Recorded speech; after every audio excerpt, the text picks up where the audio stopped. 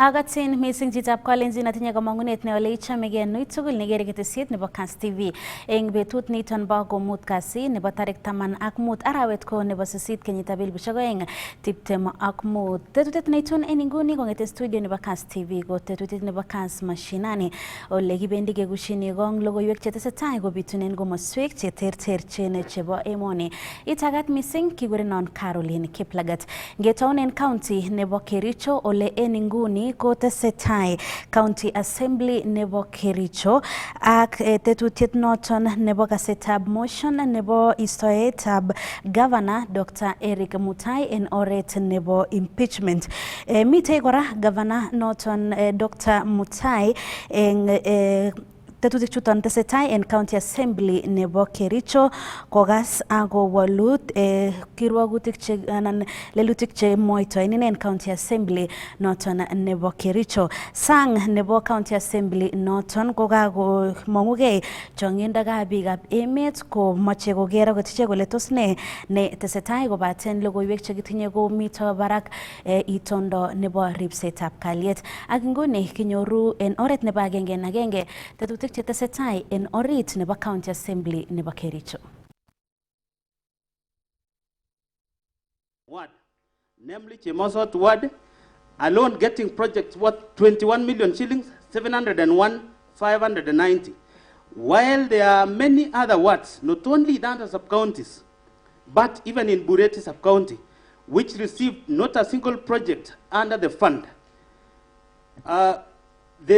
This nepotically skewed distribution of projects under the fund violates the national values and principles of governance under Article 10 of the Constitution, and in particular, the values of equity, non-discrimination, equality, good governance, integrity, transparency, and accountability. The principle of public finance under Chapter 12 of the Constitution, as well as the provisions of Sections 102 and 107 of the Public Finance Management Act, which enjoins the governor to ensure fiscal responsibility adherence to the values and principles of the Constitution in the management of the county funds. Mr. Speaker, this is even very interesting because the guidelines from this particular donor fund, they are supposed to roll out 3 projects in 3 key sectors. One is environment, number 2 is agriculture, and number 3 is water. Mr. Speaker, what is so shocking, and it cannot be a coincidence, is a ward getting all the 3 projects in one financial year. While there is a ward like Kipchebor. In fact, let me use the Bureti one, Mr. Speaker. We have the member of County Assembly representing Litei with 0 project in Flock. But her neighbor has gotten all the 4, agriculture, environment, and water, amounting to 21 million. The source of this information is the report from the Department of Water. Mr. Speaker, I will play a clip up there to show that the governor, where he or she feels that particular MCA supports the governor, that particular ward is given more projects. You know, Honorable Anita is like my mother. He is like my mother. Mr. Speaker, I'm making my case. You will have an opportunity to prosecute your issue. I respect her. But then... unless she accepts and wait, or she's on a point of order, quoting the standing on the point of order, which the fact you are standing order, and then... Mr. Speaker, I don't know. Pursuant to what standing order? Is she raising the point of order? Yes.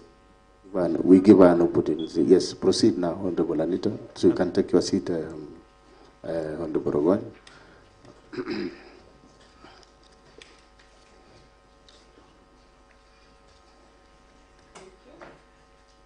Thank you, Mr. Speaker, sir, for this opportunity to be able to be on point of order.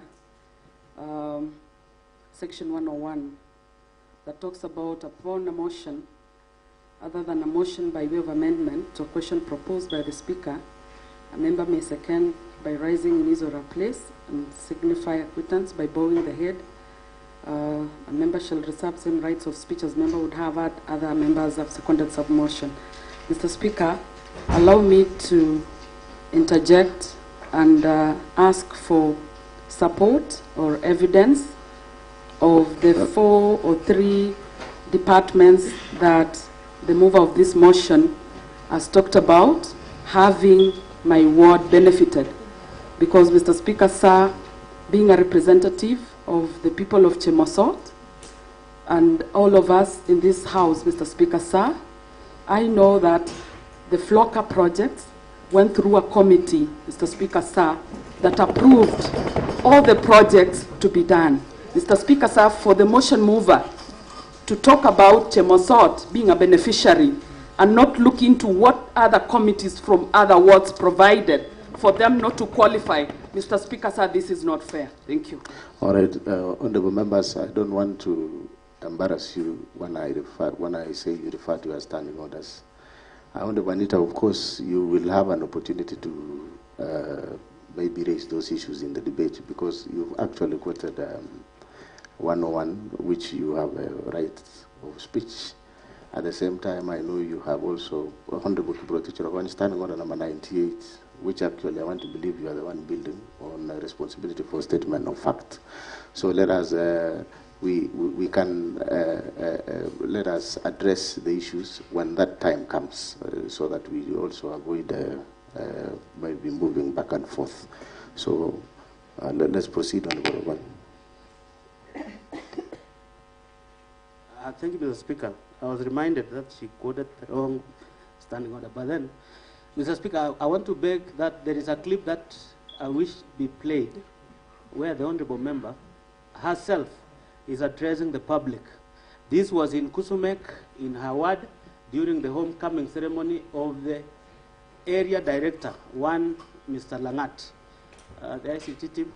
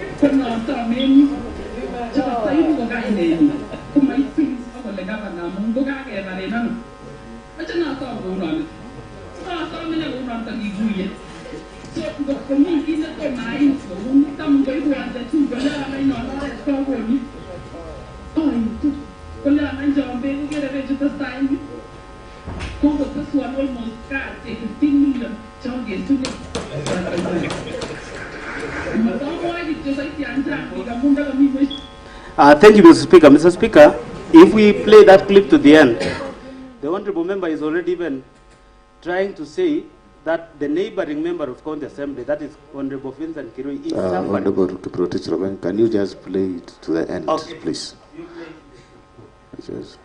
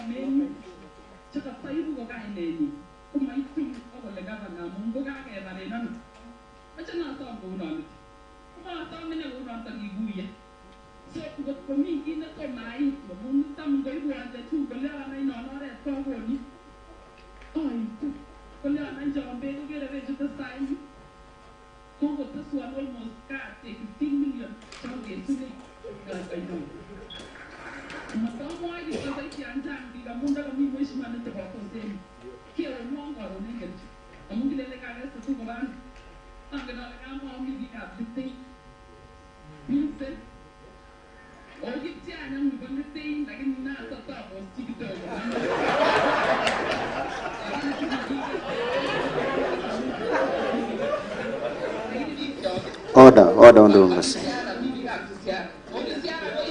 Silence.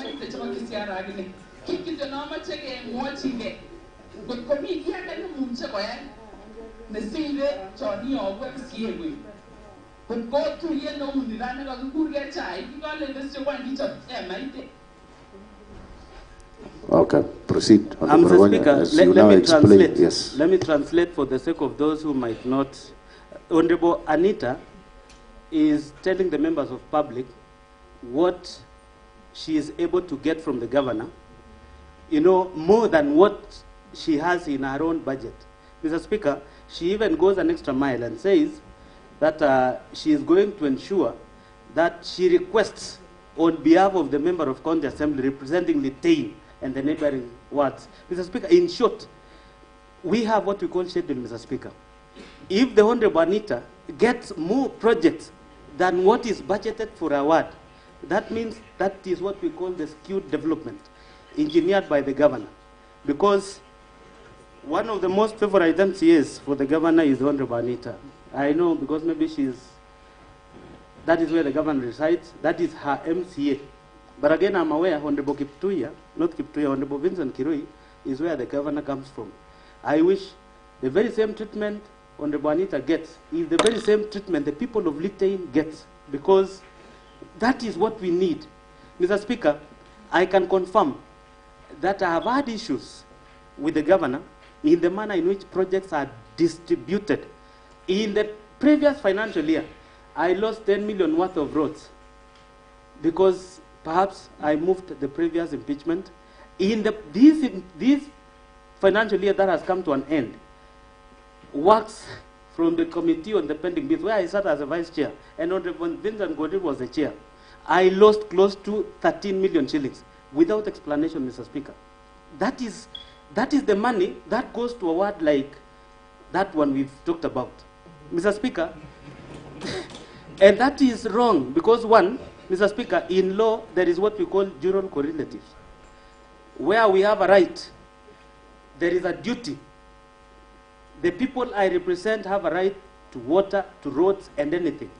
It is the duty of the governor to ensure the people of Sigawet are given all those things because they voted for us. Mr. Speaker, through this fund, I can confirm, and we have the report here, that Honorable Anita alone benefited in all the 4 projects in one financial year. We also have Honorable Dominic Mutai, who is a very good friend of the governor. He ended up getting close to 2 projects from FLOCA, both environment and water. The Honorable Dr. Naman Rop, who I'm aware is related to the governor, got 3 projects from the fund. Now, Mr. Speaker, where would you get that when Honorable Order, Honorable Kiprotich, you know, when you make such allegations, you can substantiate whether Honorable Dr. Naman Rop is related to the governor. I don't know how you will prove it. Mr. Speaker, you know, I come from the same sub-county as Dr. Naman Rop, and is my closest friend. Mr. Speaker, the governor and Dr. Naman Rop occasionally calls each other cousin. I'm made to know the mom of Governor Mutai. Order. We want honorable members. First one to stand it's important to substantiate such an allegation because the governor is here. And yes, if you can substantiate, can you substantiate? Mr. Speaker, because this is a house of rules and procedures. Part 1 to standing order number 98, statement of fact. The Honorable Dr. Naman Rop is seated in this house. He can either confirm or deny. If he denies, I will withdraw and apologize. Okay. If he confirms. Honorable, order, you take your seat, Honorable. Honorable Dr. Naman Rop, there is an allegation here that you need to talk about. Please, Honorable Dr. Naman, the floor is yours. The only professor, Your Excellency, this is the only professor that we have in this house, an associate professor. Honorable Speaker, sir, I think we are digressing from the critical motion that is before the floor of the House. How I wish we give the mover of the motion to continue with the critical matters that were being discussed, and then the other peripheral matters will be discussed later on. For the guidance. Order. You either confirm, you know, those are very Yes, for the standing orders, Honorable Dr. Honorable Naman. You Speaker, don't guide sir. the chair on how to guide the House. So Honorable you just, Honorable yes, Speaker, respond sir. to the allegations. Honorable Speaker, sir, my relationships, whether close or distant, are only meant for the family issues. Anything that is for the public Question. can be meant for the public. but for the Order, Dr. Naman. It is either yes or no. You don't have to explain. Because remember, the Honorable Kiprotich Ravani, if you will not accept it, then he will need to substantiate No. the standing orders. So no relationship. No. All right. So Honorable Kiprotich Ravani, no relationship. So you better withdraw your remarks, and I order the Hansard to stack it off. Mr. Speaker. Yes. Mr. Speaker, I will withdraw and apologize, but there is a clip that I'll not be able to play here where the Honorable Member was addressing the members of the public. The other Saturday. Order now overtaken by events. Honorable Kiprotich, proceed with Thank you, Mr. Speaker. So I was saying in ward, the ward got 3 projects from the fund. Again, that is in violation of the guidelines of the fund. The Honorable Speaker, let me just highlight some words. The Honorable Simon Koske of Kunya got nothing from the project in the 2 subsequent financial years. We are going to the 3rd one. Mr. Speaker, the Honorable Philip Rono, MCA representing Kamashan, and who is our majority leader, got nothing. The Honorable Hezron Kipngeno, from the fund, the ward did not get anything. The Honorable Speaker, in Bureti, Cheblanget ward, where the governor comes from, got nothing from the fund, despite the fact that we've gone through the 2 financial years. Mr. Speaker, that is why I'm saying. Order, Honorable Ravani, there is a point of order. Take your seat from the Honorable Member of Cheblanget ward.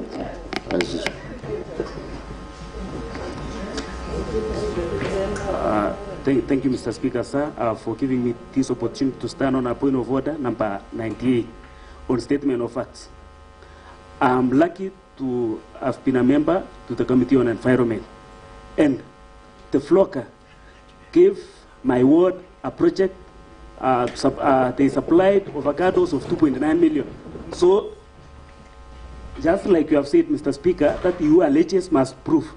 Let Honorable Rogoñ prove or visit the flocker projects before he table a statement which is so not normal. I don't think what Honorable Rogoñ is saying is true. And what he said now proves that everything he's going to say is pure lies. Thank you, Mr. Speaker. All right, Honorable Rogoñ, you have heard the Honorable Kibet Possible. Thank you, Mr. Speaker. Mr. Speaker, the report is out, and we have the report. I'll be able to share with the member. Is it part of the evidence that is here? Yeah, it is part of the evidence. Already that you have attached here? Yes, in fact, in the included. report, up to 6 words, except commercial, is not captured. But Cheblanget is one of the words which did not benefit.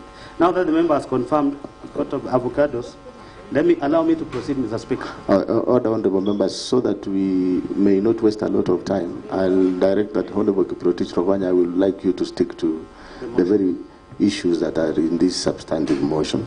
And even as you make your contribution, make reference to it so that we don't have a back and forth. Thank you, Mr. Speaker. Number B, the Joint Committee on Water and Sanitation and Environment, Energy and Forestry and Natural Resources, in the report on the implementation of the implementation status of flocker programs, noted that some projects under the fund, namely Chemamul Water Project in Kabianga, Water and Environment Project in Serete Cheptoro Riet Ward, Toroich Tany Cooperative Society Milk Cooling Plant in Kapsaos, Soliat Water Tree Nursery Establishment Project in Soliat Ward, Ndonyo Mare Bohol Water Project, and Lelaitich Water Project in Soin are marked as 100% complete, yet there are either defects in their works, incomplete and substandard works. Mr. Speaker, in some of these projects, the payment is already 100%, yet some of them are not complete, others have defects. Number 18, as a result of this unfair distribution of projects, wards like, and Mr. Speaker, from the report of the Committee on Water and Sanitation, Environment, Energy and Forestry and Natural Resources. Mr. Speaker, I sit in environment, and we paid a visit to a number of wards. Wards like Cheblanget, Litein, Chai, Kipchebor, Chilchila, and Kunyak did not get even a single project in all the categories under the fund, namely environment, agriculture, and water. Number 4, misappropriation of county funds under the equalizer Kass Mashinani. And this one, Mr. Speaker, is very interesting because the Honorable Paul B. was the chairperson of this ad hoc committee. I sat as the vice chair. Number 19, on about 14th of February 2023, Mr. Speaker, it's a typo. It's supposed to be 14th of February 2023, not 31st of August. 31st is when we did the report.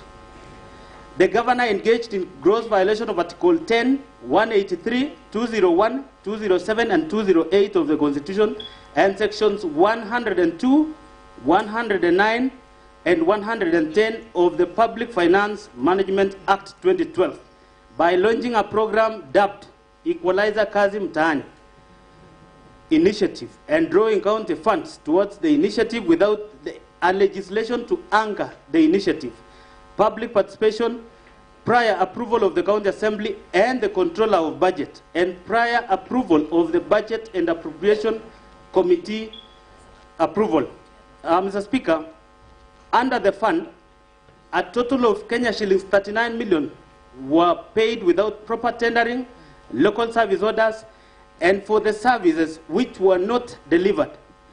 The county assembly's report on the ad hoc committee on Kass Mashinani project pointed out various violations of the Constitution and the law in the rolling out and implementation of the initiative. However, the governor deliberately disregarded the report, and it has hitherto not been implemented. Number 22, the deliberate failure, omission, and unwillingness to implement the report of the county assembly on Equalizer Kass Mashinani initiative undermines devolution, the doctrine of separation of powers, and is therefore anti-ethical to the values and principles of governance. Under Article 10 of the Constitution, the objects of the devolution under Article 174 of the Constitution. Mr. Speaker, as I said, this was yet a very good initiative, but it had no legislation. Mr. Speaker, there was no policy. And Mr. Speaker, it is unfortunate because I sat with the Honorable Paul B. and the committee. People, Mr. Speaker, were given jobs. There was not a single documentation. Mr. Speaker, in Kericho County, that is the Kericho municipality, 9 companies were given the tenders without a single documentation. In Litein municipality, it was supposed to cover the 2 municipalities. 6 companies were given the works. Mr. Speaker, for Litein one, from the report, because we have the report here, the then acting municipal manager, one Isaac Basuben, and the board attempted to do some documentations, but of course, not a single LSO was generated, but all those contractors were paid. In fact, there was a funny case, Mr. Speaker, where a contractor who was given a job to do in Brook was claiming a pending bill of close to 2.7 million shillings. When we inquired from her, because we had to call them to ascertain their works, the lady could not even tell where she was given a place to work. Mr. Speaker, the program was supposed to run for 6 months. The county government of Kericho, led by the governor, through the 2 municipalities, allowed the program to run for close to a year, drawing all the development funds meant for the 2 municipalities in the first financial year and the subsequent financial year. And Mr. Speaker, we will prove when we called on the staff led by the former CEC, who is now an employee in this assembly, one Wakili Brian Langat. They were unable even to tell us who got a document. How will you pay for How will you pay a contractor without even an LSO? Mr. Speaker, to date, it has never been resolved.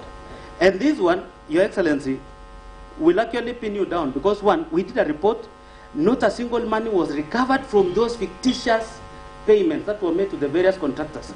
Let me give you the last shocking revelation. Mr. Speaker, there was a contractor who appeared, the only contractor who appeared before this committee. He had two companies. One was pre-qualified and the other one was not pre-qualified. But then the fellow was paid for both. In Litain, there was a contractor with two companies and he was paid for works.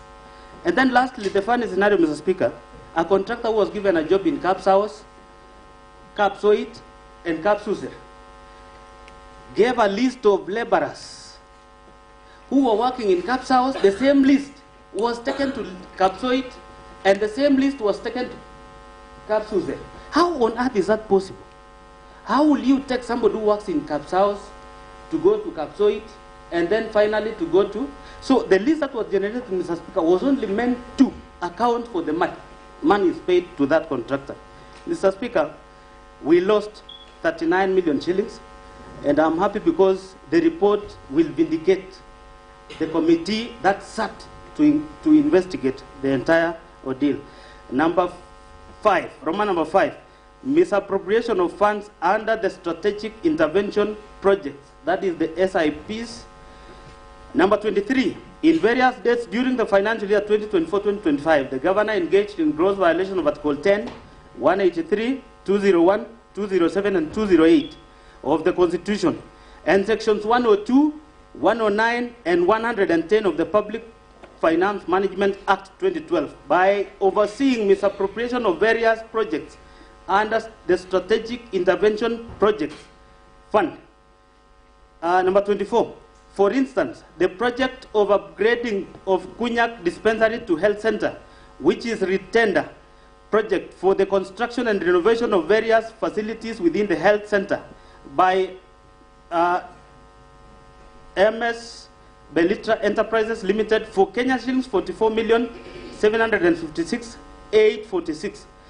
A total of Kenya shillings 8,575,186 has been paid for no works done. Indeed, the County Assembly's Committee on Implementation visited the site. They found that the contractor had only supplied material, contrary to the Finance Department's report to the Assembly that the kitchen and staff house was at the walling stage, while the MCH is at the slab level. And this, Mr. Speaker, the chairman can swear an affidavit because this is a committee that went to the site. And the contractor that evening was rushing to the site because he had already been discovered to have been paid without beginning the works. Number 6, Roman number 6, other violations of the Constitution and the law. The present and former Chief Executive Committee members and the Chief Officers have variously reported coercion by the Governor to make financial allocations for Governor's own use from the funds allocated to their respective departments, and which funds they were required to remit through the Governor's personal assistance. Mr. Speaker, the CECs who are fired, and Mr. Speaker, the Governor holds a record in this county, having fired 10 county executive members since he was elected, and 5 chief officers since he was sworn into office in 2022. Mr. Speaker, some of which were even done without the due process. Mr. Speaker, one of the county executive members, Honorable Eric Koech, and we have the affidavit, we have even including the M-Pesa statements. You will be able to see that in so many occasions, he was able to send money to the governor himself and to his aides, Rennie, and the other gentleman. Mr. Speaker, this confirms that the governor has, in so many occasions, forced his own employees to remit some of those monies through the PAs and some of his staff. Number 26, violation of Article 201 A, D, and E of the Constitution of Kenya 2010 on principles of public finance management, and Article 226 as read with Article 227 of the Constitution by presiding over glaring irregularities evidenced by number A, irregular award of contracts and evasion of accountability; B, willful interfering in the procurement process and the award of tenders; number C, skewed tender awards to various contractors at inflated rate and in collusion with fraudulent contractors and suppliers; number D, irregular implementation and unfair distribution of various programs in the county; and number E, intentionally and negligently presiding over massive theft of county public funds as evidenced by the Auditor General's report for the preceding financial years, which have raised red flags over various projects. And Mr. Speaker, some of these we've proven earlier on in a number of those other grounds. Number 27, on 15th August 2023, the governor compensated the victims of Londiani accident from the County Emergency Fund to cover up for the funds raised by the public and misappropriated by a committee he had formed to steer the fund drive, and without cogent explanation of how the funds publicly raised for the victims had been expended. Mr. Speaker, the violation is using the county money to pay for the victims of Londiani accident, despite the fact that there was a fundraiser that had been conducted to support the victims and to pay for the hospital bills. Evidence of the governor's engagement, connivance, and complicity in the aforementioned acts of misappropriation, misallocation, and illegal drawings of the county revenue and county finances is to be found in, number 1, the report of the ad hoc committee on the alleged fictitious payments, which we have the report, that is KCA exhibit number 1. We have it here, Mr. Speaker. This one. Number 2, a bundle of sample of vouchers, payment requisitions, delivery notes, LSOs, etc. The payments are made. That is KCA exhibit number 2, which is also here. Then we have number 3, Roman number 3, Joint Committee Report of the County Assembly on Implementation Status of National Agriculture Value Chain Development Project, NAFCDP, in Kericho County. Kericho County Assembly Exhibit number 3. The report is here, Mr. Speaker. Number 4, World Bank Project Implementation Manual for NAFCDP, KCA Exhibit number 4, which is here too. Roman number 5, Joint Committee Report on the Implementation Status of FLOCA programs, KCA Exhibit number 5. It is also here, and that was done by the committee, Joint Committee on Water and Environment. Roman number 6, Reports on the ad hoc committee on Kazi Mashinani project, KCA Exhibit number 6. It is also here, Mr. Speaker. Roman number 7, Committee on Implementation Report on the motion of strategic intervention projects, KCA Exhibit number 7. It is also here and it is ready. Roman number 8, a bundle of vouchers for the payment of various projects under the strategic intervention projects, KCA Exhibit number 8. It is also here. Number 9, Roman number 9, affidavits of Mr. Eric Koech, KCA Exhibit number 9. And number 10, video clips, KV001 and KV002. Mr. Speaker, I would wish we play that video when I handle Roman number 2. That is the misappropriating and or abetting misappropriation of funds publicly raised for the victims of Londiani accident, because that is the clip.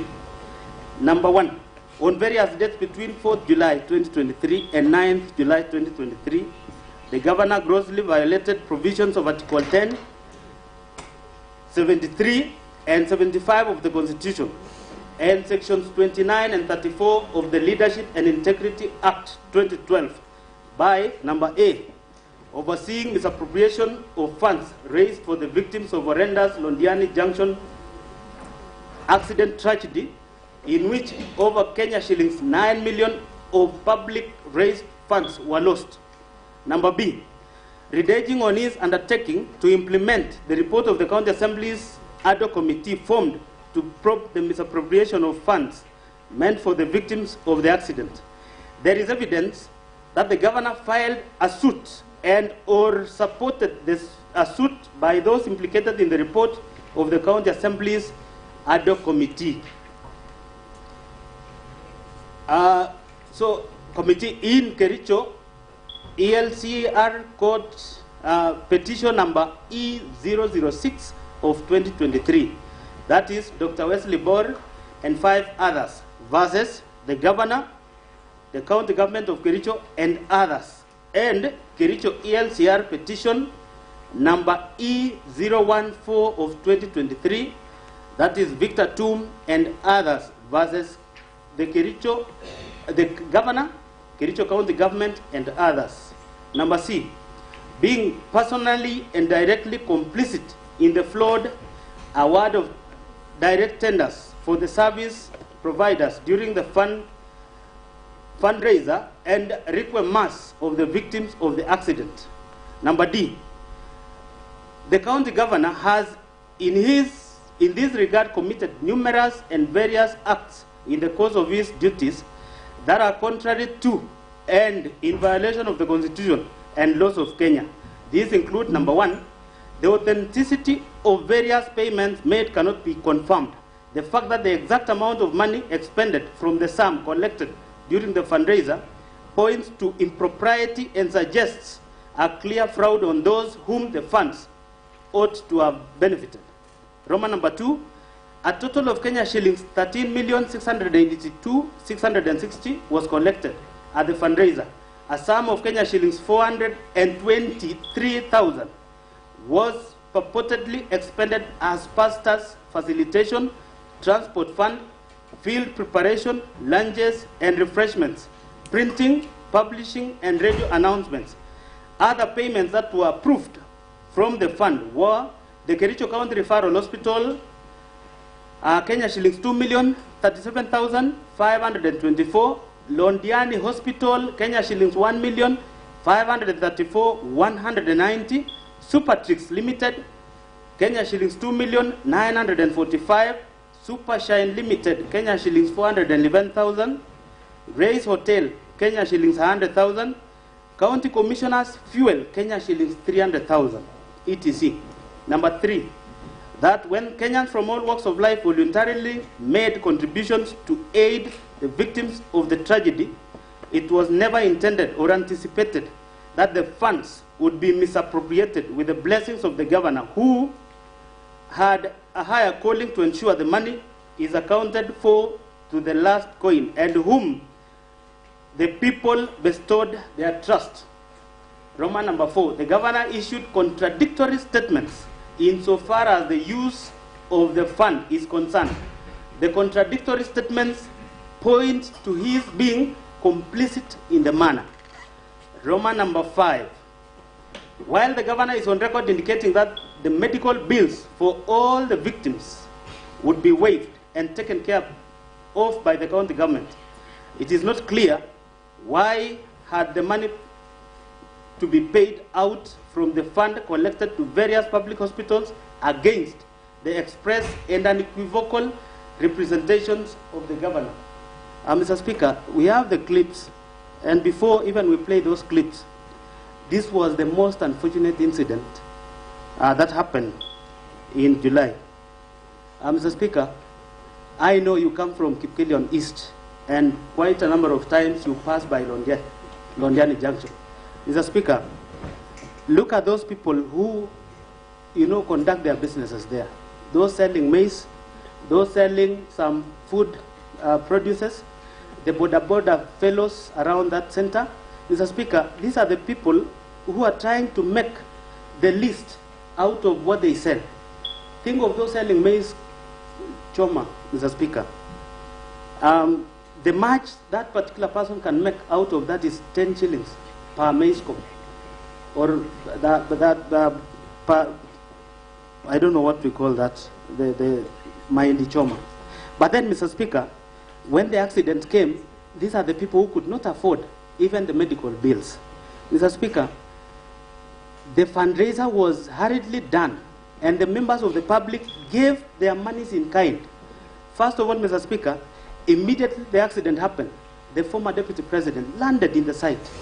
And I think other senior officials in this government, they even gave an amount in advance. Rigathi Gachagua himself gave Kenya shillings 2 million the same day. Mr. Speaker, it is unheard of for the county government, led by the governor, Dr. Eric Mutai, to misuse those monies that were meant to benefit the victims of that accident. I want to play the videos, Mr. Speaker, beginning with when the whistleblower came on board. That is when Engineer Fred Kirui raised the issue of misuse of those funds. Mr. Speaker, you formed another committee that was chaired by one Honorable Moses Rotich, the MCA representing, and it came as a result of a statement from the Honorable Vincent Korir. Mr. Speaker, when you formed the other committee, the governor called a press conference right in front of his office. And Mr. Speaker, the governor committed that he was going to act on the report. I want you to play that video shortly. Circulating around in the newspapers that money was lost in the process. Some other families have not received the money. I've been able to reach out to the committee which was concerned, and out of it be able to understand what exactly transpired. Because just like any other person. Mr. Speaker, that is when the governor came out, immediately formed the other committee after the statement was raised. In fact, there is a common phrase, Mr. Speaker, where the governor claimed in our local language, Mangetu Chito, meaning he was not going to spare anyone who was accused of stealing the fund. Mr. Speaker, I want you to play the next clip when now the report of the committee that was looking into the fictitious payments from the kitty. And we will have two clips. There is one clip where the governor claims he was going to foot all the bills, the medical bills, the tent, and any other cost by the county government of Kericho. And the money raised from the fundraiser was only meant to be shared among the victims of the Londiani accident. I want you to play that clip where the governor now called a press conference calling the committee led by the Honorable Moses Rotich a funeral committee.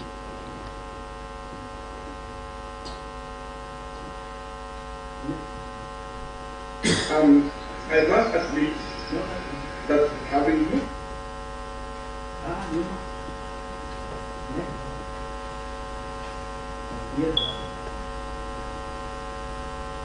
the committee, I have directed the committee that as of Wednesday last week, I have directed them to pay all the money. However, the committee indicates to me that the checkbook that they were supposed to use in payment of the victims were in the hands of the funeral committee. No, sorry, the ad hoc committee, but again it's a funeral committee though, because it was looking into mother's funeral. So the funeral committee of the assembly had the checkbook, and they were not able to disperse the money. And now that the funeral ad hoc committee has finished their work, I request them to provide the check, because it... Mr. Speaker, if I had an opportunity to play the entire clip, because we were able to pick that one because of time, Mr. Speaker, the governor even went an extra mile and said that my hands are tied. You know, there are officers in this county government who are accused of mishandling that money. And one of the recommendations from the committee was that they be disciplined. Disciplining them means either they was going to be surcharged or made to repay the money that were paid to them. The governor came before the members of the public and said, I have no powers to discipline the chief officers and other officers who are mentioned. Mr. Speaker, I'm talking about the governor who contradicts himself in so many occasions. And number two, this is a governor who demeans a honorable committee that was looking into issues of the victims of Londiani accident. Mr. Speaker, calling the other committee that was looking into Londiani accident compensation a funeral committee is something that, Mr. Speaker, I'm worried. Because one, that act alone amounts to violation of Article 10 of the Constitution. And Mr. Speaker, that is why I still insist before this House, Your Excellency, there is no choice, but when the time comes for us to vote, you need to exit this county, Mr. Speaker. I mean, the governor has to, the governor has to go. And Mr. Speaker, let me read number E.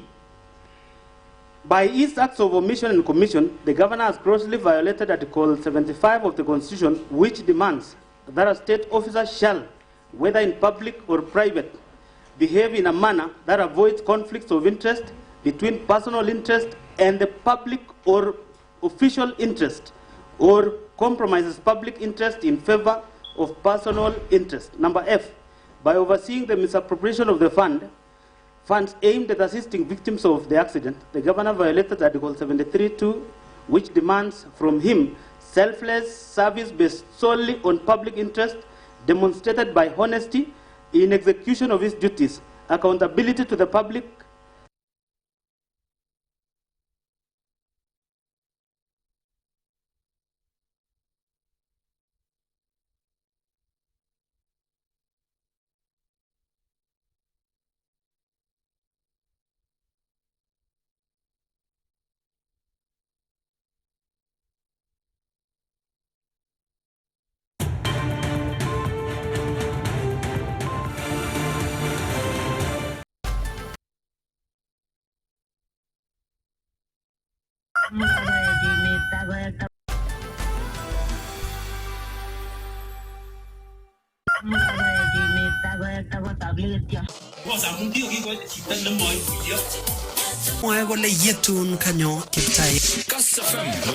A, Roman 2 and 3 of the Constitution, which demands that he at all times demonstrates respect to the people and brings Kass FM International. Kass FM, Kinoted Night.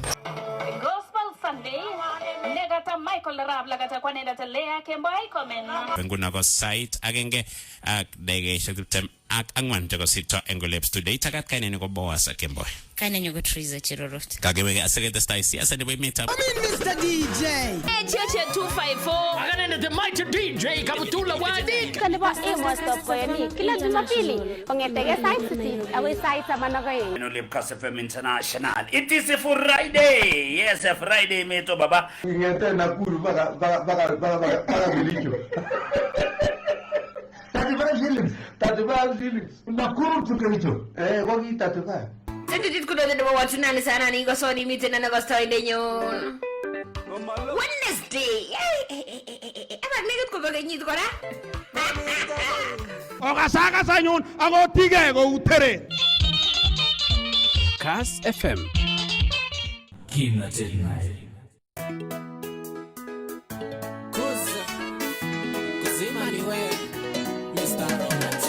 Kass chenik chok kote tutset na inyoru kila betut kongetke Jumatatu agoi komut kasi.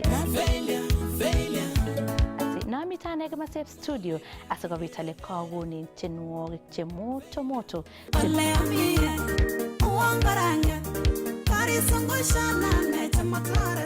Chenwogik che umpia yani chokuta kubunu chigoni yaindo.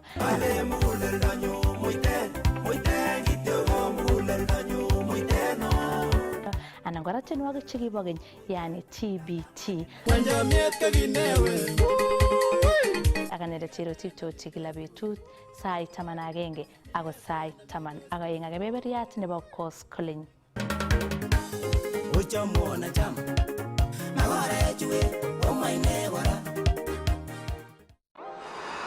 you're sorry to Grandpa. No, it's okay, sweetheart. I love you, Grandpa. I love you too. Stop that! Stop what? What's going on here? Nothing's going on You're here. supposed to be neutral. I don't even know what that means. No.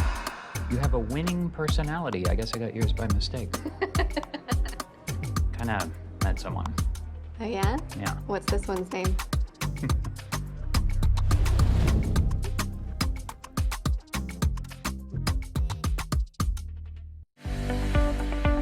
Kimitei akobo inye ako kimita sikinetkei kibaibaitgei ak kinosechigei tuguk cheterter chetesetai eng emetab Kenya ak emotinwek chebo sang. Inyorwech eng DSTV channel 266, Zuku channel 19, GoTV channel 099, Star Times channel 164, Pang eng free to air, Bamba free to air, Azam channel 336 koboto online streaming eng www.kasstv.co.ke. Kotitinye ng'oliot age tugul kotinygei ak tetutik chok, sirwech sirutiet en oretab email konyo info@kassfm.co.ke anan ko SMS en namba 55552 anan ko 30552 ak imwawech kit neichome ak nemechome. Kass TV, kimnotet.